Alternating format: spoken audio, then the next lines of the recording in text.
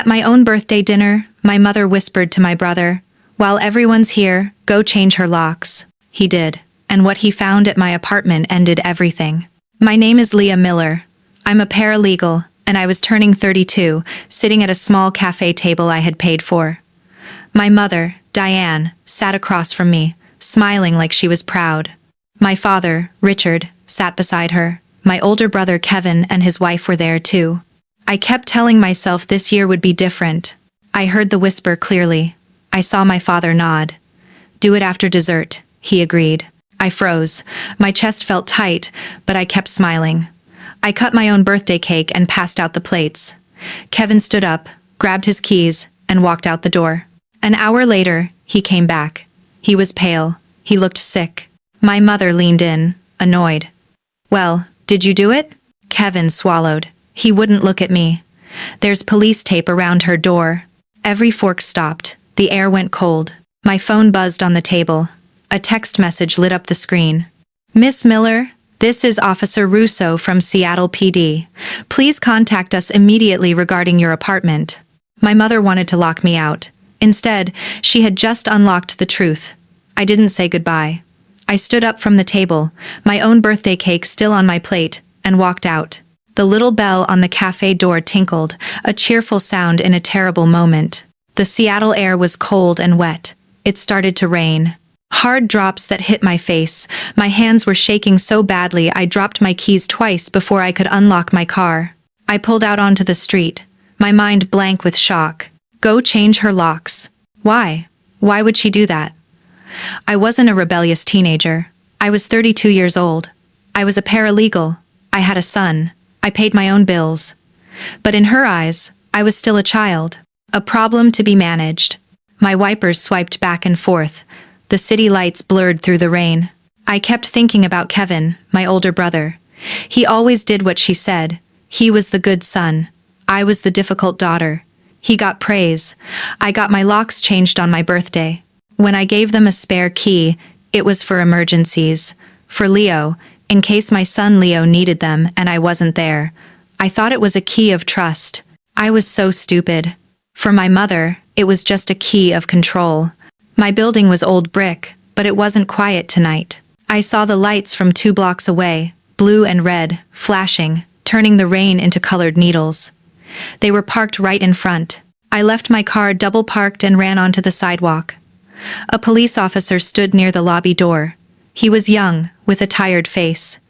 He held a large umbrella and stepped forward when he saw me. "Ma'am, can I help you?" "This is my apartment," I said, my voice shaky. "I'm Leah Miller. I got a text message." His expression changed. It softened. "Miss Miller, I'm Officer Russo. He was the one who texted me. Why don't we step under this awning?" "What happened?" I asked, looking past him. "My brother. He came here. He said there was police tape." Officer Russo nodded slowly. "There was an incident, ma'am. Your apartment, Unit 3B. We received a 911 call from a neighbor about a disturbance, a possible break-in." My stomach dropped. "A break-in? Did they take anything?" "My son's things." "That's the strange part," he said, looking at his small, wet notepad. "We did a preliminary sweep. The door was forced. The lock is completely destroyed, but nothing appears to be stolen. Your television, laptop, it's all still there. It doesn't look like a robbery." I leaned against the brick wall. "My door was forced?" "Yes, ma'am. A crowbar, looks like." I stared at him. A crowbar. Kevin wouldn't do that. He had a key. "Officer," I said, trying to keep my voice steady. "My brother, Kevin Miller, he has a key to my apartment. He came here tonight." Officer Russo frowned. "He has a key. Did you ask him to come here?" "No." My voice was quiet. "My mother, she told him to come here, to change my locks, to lock me out." I said it out loud to a stranger. The shame burned in my throat. He just looked at me, his eyes clear. "She told him to change your locks while you were out?" "Yes." "At my birthday dinner." He was quiet for a long moment. "Okay. Well, we found the door already broken." "So, Mr. Miller didn't use his key, if that's what you're thinking." "He arrived after the break-in. He's the one who called 911. This was too much. Kevin called the police? He did. He was cooperative. He gave us his statement. He seemed pretty shaken up. Officer Russo looked back toward the cruiser. He said he had a key, but the door was already splintered. He looked inside, saw the mess, and backed out. Called us immediately. Where is he now? We sent him home. He said he was going back to the cafe to talk to your mother. Of course he was. He always went back to Mom. I felt a new kind of dread. Someone else broke into my apartment. So what now? I asked. Can I go up? We need to process the scene first, Miss Miller. Forensics is on their way. I just nodded, numb. I felt violated. My safe place. Someone had forced their way in. Do you know anyone who would want to hurt you, Miss Miller? Officer Russo asked gently. No, I said immediately. No one. I go to work. I pick up my son. I come home. His radio crackled. Unit 4. We ran the partial print from the interior doorframe. Russo unhooked the radio. Go ahead, dispatch. We've got a tentative match. Subject is known to us. Sending the ID to your terminal. And Russo, the subject is already in custody. Picked up 2 blocks from the scene 30 minutes ago, acting suspicious. The officer's face tightened. His professional calm was gone. Miss Miller, he said, his voice low. You might want to sit down. This just got complicated. I didn't sit. What? What is it? Officer Russo was looking at the small computer screen in his parked cruiser. He came back over, holding his umbrella over both of us. The fingerprints we found on your bedroom door. They don't belong to you or your brother, he said. Who do they belong to? A man named Ray Sutton. The name hit me like a physical slap. Ray? Ray Sutton? He works for my landlord. Russo's eyes sharpened. You know him? Yes. He's the landlord's nephew. He handles maintenance. He fixed my sink last month. My mind flashed to Ray. He was quiet, thin, and always made my skin crawl. He has a key, I whispered. He must have a master key. We think he used a copy, Russo said. We have security footage from the hallway. He used a single copied key. He let himself in. The neighbor in 3A heard a crash. That must have been him using the crowbar on your bedroom door, not the front door. My blood ran cold. My bedroom door? Why? We're not sure. But he's in custody. We found him 2 blocks away, soaking wet, just watching. He had a crowbar in his backpack. When we ran his name, your address popped. My heart was pounding. Why would Ray break into my apartment but not steal anything? Why break down my bedroom door? I need to see it, I said. Russo hesitated. Miss Miller, the forensics team is. I don't care. It's my home. I need to see what he did. He saw the look on my face. Okay, we've dusted for prints. You can look, but don't touch anything. He led me up the 3 flights of stairs. We got to my door, Unit 3B. The wood around the lock was completely splintered. It was broken, hanging open. But Russo was right. The real damage was inside. He pushed the door open and I saw my home. It was wrong. He hadn't tossed the place. My couch was straight. My TV was there. He was in my bedroom, I said, walking slowly down the short hall. The door to my bedroom was destroyed. The frame was split, and the door was hanging off one hinge. I stepped inside, and my breath caught in my chest. He hadn't stolen my jewelry. He hadn't touched my laptop. He had flipped over every photograph, one by one. Every picture I had of me and my son, Leo, was now face down on my dresser. A picture of Leo on his first day of school. A picture of me holding him as a baby. All of them. Face down. It was a violation. It was so personal. It was a message. What is this?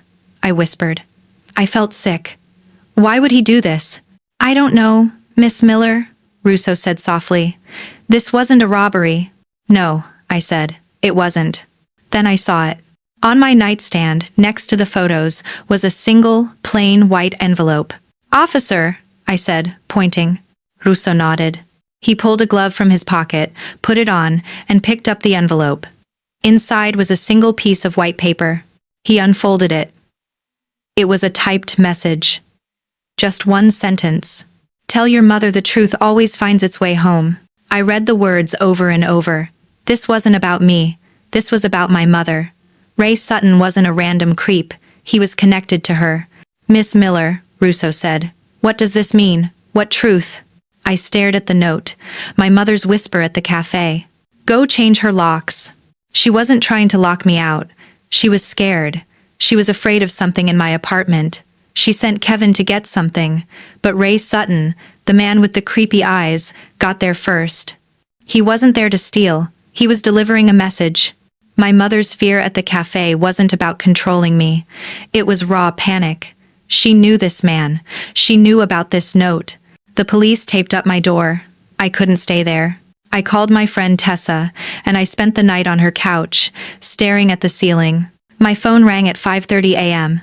It was Officer Russo. Miss Miller, his voice was flat. We processed Ray Sutton. We got a warrant for his financials. We traced a payment. A digital transfer made to his bank account late last week. $5,000. My breath hitched. Miss Miller. The payment was made from an account belonging to a Diane Miller. The transfer memo just said maintenance. We believe your mother paid Mr. Sutton. We believe she wanted something retrieved from your apartment, and he was the man she hired to get it. The phone slipped from my hand. She paid him. My mother paid the man who broke into my apartment. My mind flashed back. A month ago, I was at my parents' house, in the attic. I knocked over a box labeled Dad's business files. I saw the top folder, Leah Miller Property Trust. I didn't have a property trust. I knelt on the dusty floorboards. I opened the folder. Inside were deeds for 2 different condos and offshore bank account statements, all under my name. My signature was at the bottom of a dozen documents, but I had never seen them before. It wasn't my signature. It was a forgery. In my father's handwriting, I felt sick. My parents were using my name to hide money. I was scared. I took photos of every single page with my phone. And I took the folder. I shoved it under my shirt, walked out, and hid it at the bottom of my own closet. Now, sitting on Tessa's couch, I knew the truth. They knew I had found that box. They were terrified. My mother hired a criminal to break into my apartment to find those files. I called Officer Russo. My voice was cold. Officer Russo, this is Leah Miller. I know what he was looking for. And I have them. I spent the next 2 hours with a locksmith, a real one. He installed a new deadbolt. He handed me the new keys. They felt heavy. My apartment felt different. It was clean. I had scrubbed the floor where Ray Sutton had walked. I had turned all my photos of Leo back upright. This was my home. This was my life. Not theirs. I called Tessa. Can you keep Leo one more night, please? I just need him to be safe. Tessa didn't hesitate. Of course, Leah. Are you okay? I will be, I said. I just have to do something. I sat on my couch. There was one thing I had to do first. I had to see her face. I picked up my phone. I opened a new text message to my mother, Diane. I typed, dinner, my place, 7 p.m., no games. I hit send. Her reply came back almost instantly. Fine, but be ready for the truth. Her truth. Oh, I was ready for the truth. The hours passed slowly. I made coffee I didn't drink. I was just moving, keeping my hands busy. I was preparing for battle. At 6:55 p.m., my intercom buzzed. It's me. My mother's voice snapped, tiny and metallic. I buzzed her in. I stood by my new deadbolt and waited. I heard her footsteps on the stairs. Fast, sharp, angry. She didn't knock. She just tried to turn the handle. She knocked. A hard, impatient rap, rap, rap. I turned the deadbolt. The sound was loud. Thunk. I opened the door. She stood there, Diane Miller, perfectly dressed, as always. Her eyes went immediately to the new lock. What did you do? She asked. No, hello. I changed the locks, I said. I stepped back. She walked in and looked around. Her eyes scanned everything. The clean floor, the laptop, the photos on my dresser, all upright. She was looking for the files. You shouldn't have involved the police, Leah, she said, turning to face me. Her arms were crossed. You shouldn't have hired a criminal, Mom. Her face didn't flinch. I don't know what you're talking about. I hired that man, Ray, to fix your leaking dishwasher. He's a troubled boy. He must have kept a key. The lie was so easy for her. He didn't use a key, Mom. He used a crowbar. On my bedroom door. And the police have the bank transfer. $5,000. With the memo, maintenance. That's a lot for a dishwasher. The silence in the room was heavy. Her mask of irritation was gone. Now I saw the fear. The same raw panic I saw at the cafe. You don't understand, she whispered. She perched on the edge of my couch. You don't understand what's at stake. Then make me understand, I said. Those papers, she said, her voice sharp. The box in the attic. You shouldn't have been in there. Those papers don't belong to you. They have my name on them. It's complicated, she snapped. It's your father's business. Ray was supposed to retrieve them. He was just supposed to get them. Before you did something stupid. There it was. The confession. She hired him to steal from me. Stupid, I repeated. You mean like going to the police? Like asking why my name is forged on offshore bank accounts? Her face went white. He told you. Ray. He told you. Ray didn't tell me anything, I said. He just left a note. I found the files a month ago, Mom. She stood up. The fear was gone. Now, it was just ice. I was protecting you, she said. You were protecting him, I said, my voice shaking with anger. You were protecting Dad. You were protecting your money. You were protecting your lies. You are part of this family, Leah. No, I'm not. I'm your cover story. I'm the name you used to hide your assets. I'm the daughter you sent a criminal after. She walked toward me, her face tight with a fury I had known my whole life. You think you're so smart. You found a few papers. You have no idea what you're messing with. You could ruin your father. You could ruin this entire family. You ruined this family, I said. You did this, not me. She stopped just a foot away from me. Be ready for the truth?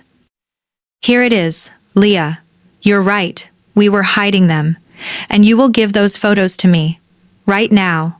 Or I will make you. I looked at the woman who was my mother. No. My no hung in the air. It was a wall. My mother had never heard it from me. Not really. Her face changed. The ice cracked. I will make you, she had said. How? I asked. My voice was quiet. How? She repeated, her voice rising. How do you think? You have a son. You have a job. You have this little life. All of it is so fragile, Leah. I can break it. I can call Child Protective Services. I can tell them you're unstable. I can tell them you're involved in your father's mess. I can tell them you're an unfit mother. Do you think they'll believe you? Or me? There it was, the threat she had always held over me. Leo. I felt the blood drain from my face. She would do it. I knew she would. She would burn my entire life to the ground to save herself. You would take Leo from me. I would protect him, she said, sharp. From you, from the mess you're making. You've always been so dramatic, so selfish. Give me the phone, Leah. She held out her hand. A strange, cold calm settled over me. The fear was still there, but it was underneath anger. A deep, hard, clean anger. I looked at my phone, sitting on the kitchen counter. Then I looked back at her. My hand was shaking. I slid the phone off the counter. I tapped the icon for the voice recorder. I pressed the red button. I held the phone loosely at my side, microphone pointing up. Tell me again, Mom, I said. My voice was shaking. Tell you what? She snapped. Tell me what you'll do if I don't give you the photos. She stopped pacing. She looked at me, a long, cold stare. I will not let you destroy your father. I will do whatever it takes. I will call CPS. I will tell them Leo isn't safe with you. I will tell them you're unstable, that you're paranoid. I have friends. I have influence. Who do you have, Leah? It will be my word against yours. And I will win. I just stared at her. I let the small, digital microphone drink them all in. You're wrong about something, Mom, I said. Oh, what's that? You said those papers. You said Dad put them in my name for me. He did. No, he put them in my name to hide them. He used my social security number. He forged my signature. That's not a gift. That's a crime. That's identity fraud. And you're an accessory to it. Her face went completely cold. The anger vanished, replaced by that pure white panic. She finally understood. You. "What have you done?" she whispered. "I learned how to stop being your pawn." Her mask of fury returned. "You wouldn't dare," she hissed. "You wouldn't dare turn on your family." "You did," I said. "You turned on me first. You sent a criminal here. You threatened to take my son." She turned, grabbed her purse, and walked to the door. She pulled it open, paused, and looked back at me. "You were always a mistake," she said. Then she was gone. The door clicked shut, leaving me alone. I stood there, my legs shaking. I looked down at my phone. I pressed the stop button. The file saved. Recording 01. I sank to the floor. I didn't cry. "You were always a mistake," I whispered to the empty room. "Maybe. But at least it'll be mine." I didn't sleep. I called Tessa. "Can you keep Leo one more night?" "Of course, Leah. I have to do something hard tomorrow." I hung up. I sat on my couch. The new deadbolt looked strong, but I still dragged my heavy armchair in front of it. I listened to the recording. "I will call Child Protective Services. I will tell them Leo isn't safe with you. It will be my word against yours, and I will win." I listened to it 3 times. It wasn't in my head. It was a threat. It was a confession. It was the truth. I spent the rest of the night gathering my evidence. I went to my closet and pulled out the original folder, Leah Miller Property Trust. Next to it, I put the white envelope Ray Sutton had left. Next to that, I put my phone. This was my mother's truth. A pile of lies, fraud, and threats. The next morning, the rain had stopped. I didn't put on makeup. I put on jeans and a plain gray sweater. I put the folder and the envelope into my backpack. I put my phone in my pocket. I drove to the Financial Crimes Division of the Seattle Police Department. The lobby was full of fluorescent lights and the smell of stale coffee. "I'm here to see Officer Russo. My name is Leah Miller." He met me by the elevator. He was in a rumpled suit. He looked tired. "Miss Miller, thanks for coming in. We have a room." He led me to a small, windowless room, just a table and 4 chairs. "So," he said, opening his own file. "You said on the phone you had the documents Mr. Sutton was looking for." "Yes," I said. I pulled the folder from my backpack. I slid it across the table. "And I have more." He opened the folder. His eyebrows shot up. This is your signature." "It's a forgery," I said. "I found this in my parents' attic a month ago. They've been using my identity to hide assets." He turned the pages slowly. "This is a state and federal case, Miss Miller. This is big." "I know," I said. "And there's more." I pulled out the white envelope. "This is the note he left." He read it. He nodded. "This connects Ray Sutton directly to these files." "Yes," I said. And then she threatened me. I placed my phone on the table. Russo looked at the phone, then at me. "You're certain you want to do this?" he asked. I thought of Leo. I thought of the splintered door. I thought of her voice. "Completely," I said. "I'm done being their cover story." I opened the audio file. My mother came to my apartment last night. I recorded the conversation. I pressed play. We sat in that cold, windowless room and listened. We listened to my mother's voice fill the air. We listened to her threats. We listened to her admissions. We listened to her plan to take my son. When it was over, Russo pressed stop. He was silent for a full minute. Finally, he looked up at me. "This is airtight," he said, his voice quiet. "The bank transfer to Sutton, the note, these financial documents, and this recording. This is a complete case." He explained what would happen next. "Because you are the victim of the identity fraud," he said. "And because you have this recording, you are a cooperating witness, not a suspect. You will be cleared completely." He paused. "This is going to be hard, Miss Miller. Your family, they will face serious charges: forgery, tax evasion, conspiracy, identity theft, and now, witness tampering and extortion." I just nodded. I felt light. I exhaled. It felt like I was breathing out 32 years of poison. "Good," I said. "I'm done carrying their sins." The waiting was the worst part. For 3 weeks, nothing happened. I took Leo to the park. I went to work. My life looked exactly the same. But underneath, a bomb was ticking. I lived in terror of my phone. Every time it rang, my heart seized. I was waiting for my mother to show up, for my father to call, but there was only silence. They must have known. The storm broke on a Tuesday. I was at my desk at work. My phone buzzed. A news alert from a local Seattle app. My thumb, shaking, tapped the screen. The headline was big and black. Seattle couple under federal investigation for identity fraud, tax evasion, daughter reported as victim. My picture was there. And a big, smiling photo of my parents, daughter reported as victim. It was real. My office phone rang. It was HR. The fallout was fast. It was brutal. My father, Richard, resigned from his firm. My mother, Diane, vanished. Her social media accounts were deleted. The family friends who used to kiss me on the cheek, they didn't call. Not one. Tessa was the only one. She showed up at my apartment with a bag of groceries. She didn't ask what happened. She just said, "I'm making pasta. You're going to eat." Then, a week after the story broke, I got the text I was dreading. It was from Kevin. I was playing with Leo on the floor. My phone buzzed. "Kevin, you ruined us. You ruined everything. Dad is broken. They're going to lose the house.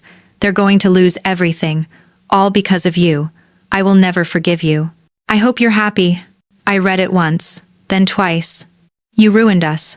Not, they ruined us. He still saw me as the problem. Not the forgery, not the fraud, not the threats. Me, the truth. I felt the last little piece of my old life break. The tiny part of me that hoped my brother would finally see. He didn't. He chose them. He chose the lie. Leo looked up at me. "Mommy, are you sad?" I wiped a tear from my cheek.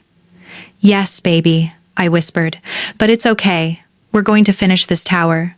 I put the phone down. I never replied to Kevin's text. A week after that, my phone rang. It was Officer Russo. "Miss Miller," he said. "I'm calling to let you know the D.A.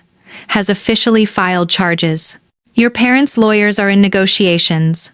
"Okay," I said. "I also wanted to tell you, your case is closed. You've been officially and legally cleared of any involvement. Your status as a victim of identity fraud is permanent. You're free." I closed my eyes. "You're free?" "Thank you, officer," I said, for everything, for believing me. "You did the right thing, Miss Miller. It took a lot of courage." We hung up. I stood in my kitchen. The apartment was quiet. For my entire life, silence had been a weapon. The silence of my mother's disapproval. But this was different. This silence was peaceful. It wasn't empty. It was mine. 6 months later, the trial was over. My parents took a plea deal. My father was sentenced to 2 years in a low-security federal prison. My mother received 5 years of probation and a massive fine.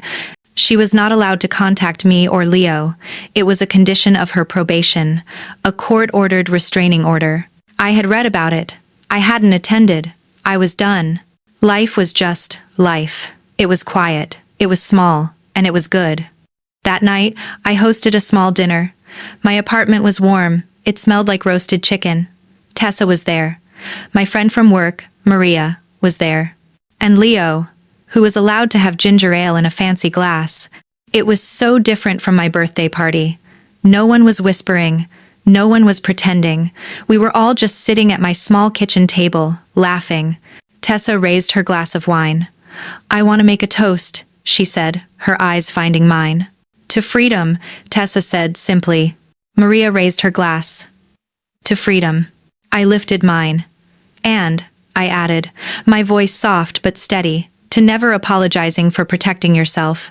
Tessa smiled and tapped her glass against mine. "I'll drink to that." We ate. We talked about silly things. There was no drama. It was just easy. Later, after Leo was asleep, Tessa and I sat on the couch. "How are you?" she asked. "Really?" "I'm good," I said, and I was shocked to realize I meant it. "I'm okay. It's still weird. I feel like I'm an orphan sometimes." "You're not an orphan," she said. "You're just the start of a new line." I looked at her. The start of a new line. I liked that. The next morning, I woke up before Leo. The sun was just starting to rise. It was a Saturday. I made coffee and stood by my window. The Seattle sky was a pale, promising blue. There was one last thing to do. I went to my desk. I pulled out a plain, white, legal-sized envelope. I opened my closet. Taped to the very back wall was the original, signed Leah Miller Property Trust Agreement. I had kept it, my insurance, my last little piece of fear. I didn't need it anymore. I wasn't afraid. I was free. I folded the document. I slid it into the envelope. I wrote the address on the front. Office of the District Attorney, Fraud Division. No note. It wasn't for revenge. It was to let go. I put on my shoes. I walked quietly out of my apartment. The morning air was cool and clean. I walked the 2 blocks to the blue corner mailbox. I held the letter over the slot. "This ends here," I whispered. I let it go. I heard it thud at the bottom of the box. I turned and walked home. I felt lighter. I felt finished. When I got back, Leo was awake. He was sitting at the kitchen table, his hair a mess. "Good morning, sleepyhead," I smiled. "Mommy," he yawned, "can we have pancakes?" I went to the fridge and pulled out the eggs and milk. I felt a joy so simple and so pure it almost made me cry. It was the joy of a normal Saturday. "We can," I said. "With chocolate chips?" He grinned, his gap-toothed, beautiful grin. I looked at my son, my real family, my future, the start of my new line. "Always," I said. I mixed the batter. He chattered away. Outside, the sun finally broke through the gray clouds. It spilled into my kitchen. For the first time in my life, my world felt clean. It wasn't built on secrets. It wasn't built on fear. It was just built on us.